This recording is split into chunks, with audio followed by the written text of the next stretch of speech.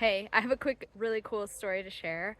So I recently was away for about 3 weeks dog sitting, and when I came back home, look what I found.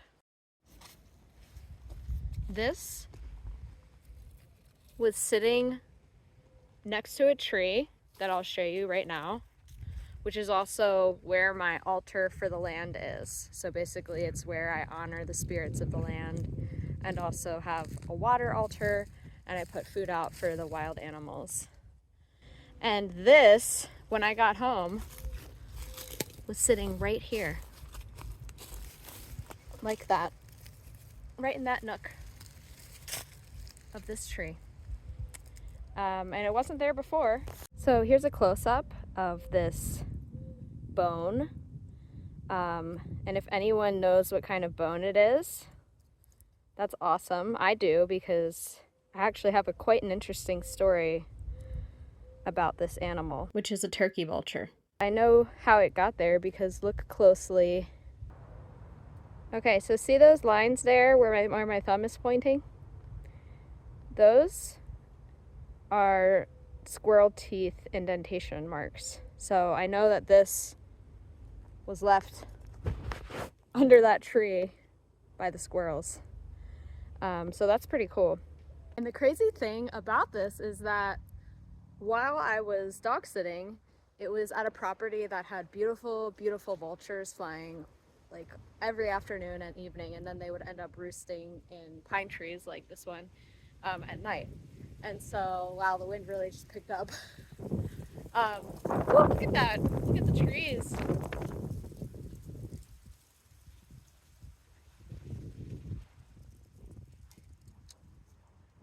And it had been windy while I was there, just like it is today, which vultures love, because vultures have this giant wingspan.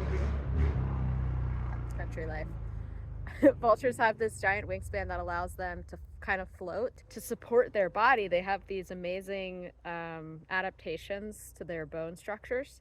And so this is actually like a multiple bones fused together, but I'm pretty sure it's their like pelvic hip bone and the bottom part of their vertebrae. And then maybe this end is where the tail connects.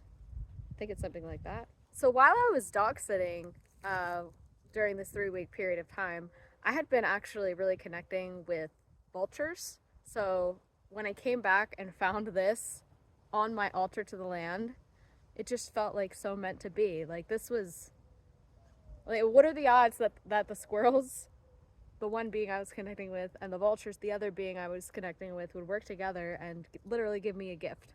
That's so cool, isn't it? So, after thinking about it for a little bit, I decided that I actually wanted to give the squirrels a gift in return. So, I went over to my garden and found this antler. I found this antler when I was about 10 years old. I was at my dad's friend's house with my dad, well, they were there. I went off into the woods, and while I was walking along in the woods, I found two of these antlers, and this is one of them. And so I'm really curious to see how they'll react to it, and it's really meaningful as well because the counterpart of this antler pair was a gift to the squirrels at my other house. All right, so here is the antler. I left the antler in the same place that the squirrels left me their gift, so I know go find it here. I'm really curious to see if they're gonna stop by tomorrow to get it. We'll have to check back. Have you ever experienced something like this where you've had an